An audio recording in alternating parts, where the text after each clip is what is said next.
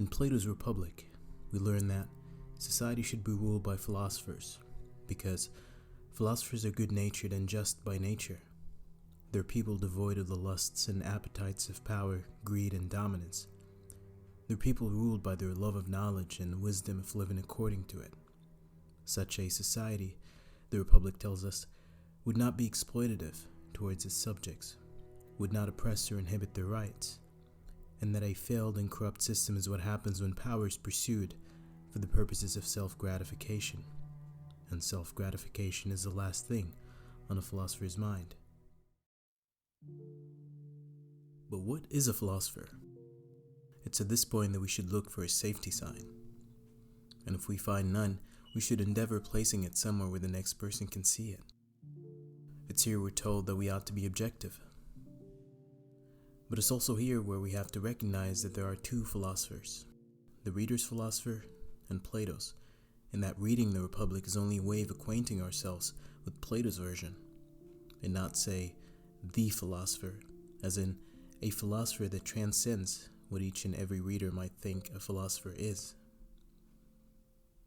This may be the hidden object and point of reading something like the Republic or any seminal work, to know what a concept like justice means. We approach it seeking an objective truth, and walk away thinking that we have it. But what we don't know is that the thing that we walked away with is someone else's truth, or someone else's interpretation of it. But an attempt at a unified concept is impossible, however much you think you understood Plato, however much you think that the philosopher that you're thinking of is exactly that of Plato's Republic.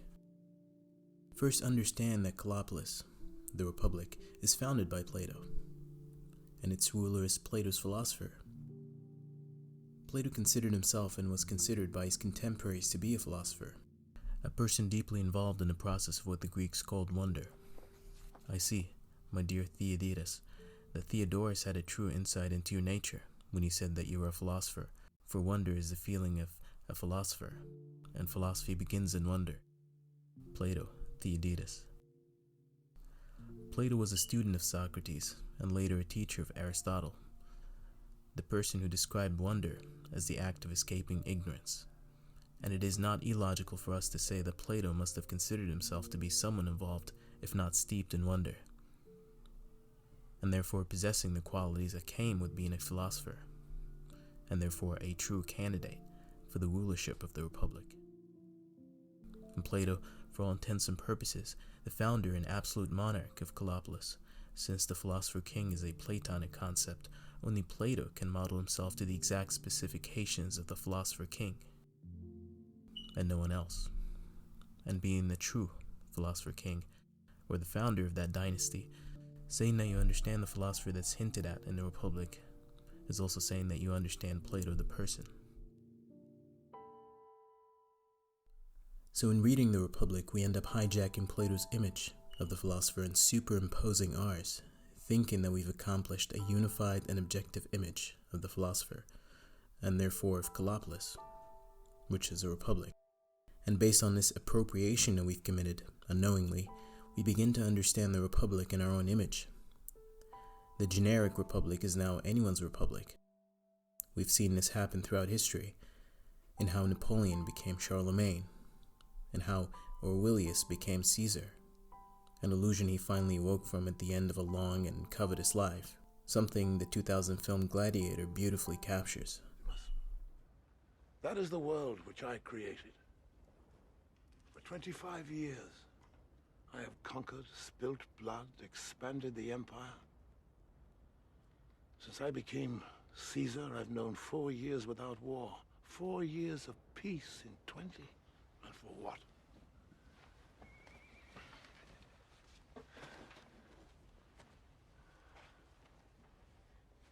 I brought the sword.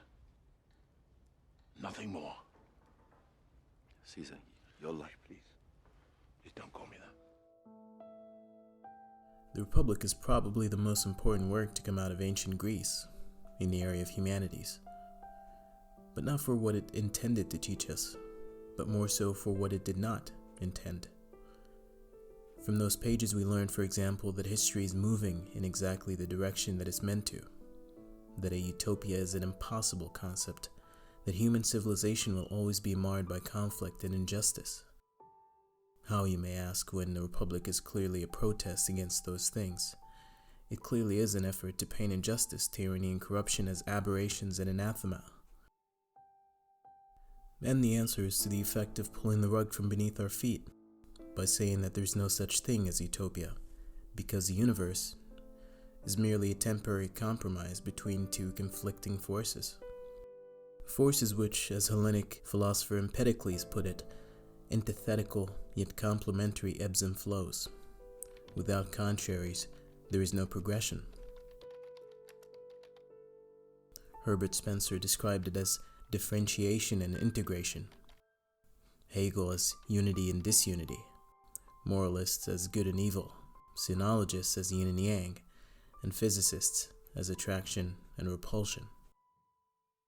And a utopia is only a place in which only one of these forces dominate, and its existence is therefore impossible, because for life to flourish and thrive, both forces have to be present. For such a perfect place to exist, we would require a universe with entirely different laws.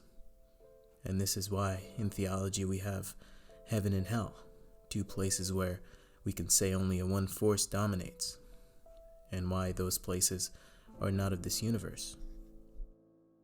Realistically, however, how could there be a place that is universally seen as bereft of the anathema of corruption and injustice, in light of the diversity which characterizes humanity, in light of the clear relativity of these concepts, a place modeled to everyone's satisfaction? In his book, A Study of History, historian Arnold J. Toynbee asked, in describing the forces driving the different stages of civilizations, can we yet say anything more about the transition of static condition to a dynamic activity in which the genesis of every civilization consists? Plato's environment, of which he's a product, his society, arose only through conflict. Conflict, can be said, is that compromise which allows there to be a society, as it had allowed there to be a universe. And a conflict-free environment is an inert place. Society, by definition, is dynamic, and something is only considered dynamic when it has in it the capacity to challenge and respond. Otherwise, it is inert, inanimate, or dead. Toynbee illustrates this by saying that if we look at society as a network of relations between human beings, and the components of society as not human beings, but rather the relations between them, the focus or the center of this network is the individual. And we cannot describe the character of this network, which consists of live human beings, as cause and effect, but rather challenge and response. Cause and effect, says Toynbee, is different from challenge and response, for the latter characterizes the relations between living things, and the former between phenomena, inferring, the effect of a cause is inevitable, invariable, and predictable, but the initiative that is taken by one or other of the live parties to an encounter is not a cause, it is a challenge, and its consequence is not an effect, but a response. But this can be countered by saying that Plato is an idealist, and thus has perfection here, in other words, the best possible outcome in his best interest, regardless of whether or not this perfection is achievable, a kind of shoot for the stars and you land on the moon thing. It is merely a standard, but this isn't the feeling we get from the Republic. The feeling I got from the Republic is that there is an objectively correct method of governance, which, if adopted, a sort of utopia can be conjured, by normalizing certain behaviors and restricting others.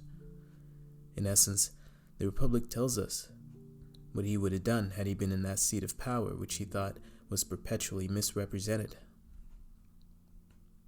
But it would make sense from this perspective, wouldn't it?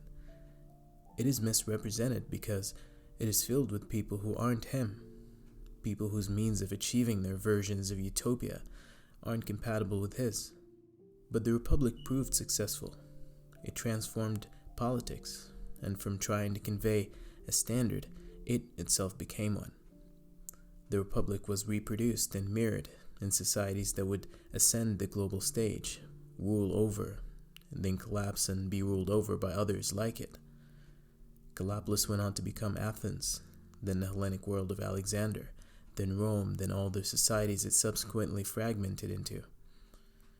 The philosopher here went on to become a religious leader, an autocrat, a cult leader, a warmonger, an oligarch, and all the rebels who conspired in the dark against them. Whether the Republic directly influenced them or not, it stands true that the Republic isn't an account of some perfect, impeccable society, but rather societies as they are, as they were.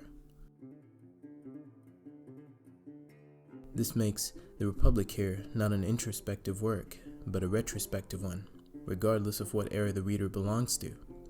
It's not didactic, but a commentary, an expounding of an established social phenomenon. And reading it creates a strange illusion whereby the Republic ruled by the philosopher, essentially Plato's philosopher, is now just a utopia ruled by you, the reader. However absurd this may seem, it is really what happens. The reader assumes Plato's philosopher, the way the Neoplatonists assumed Plato, the way Plato assumed Socrates, and so on. Ironic, isn't it, that the first event to take place in the Republic had been a coup, carried by the total sum of all of its readers. As George R.R. Martin said, "A reader lives 1,000 lives before he dies. The man who never reads lives only one." If you happen to disagree, provided you understood the content of the video, then you automatically prove my point. But if you do agree, then you didn't understand the video.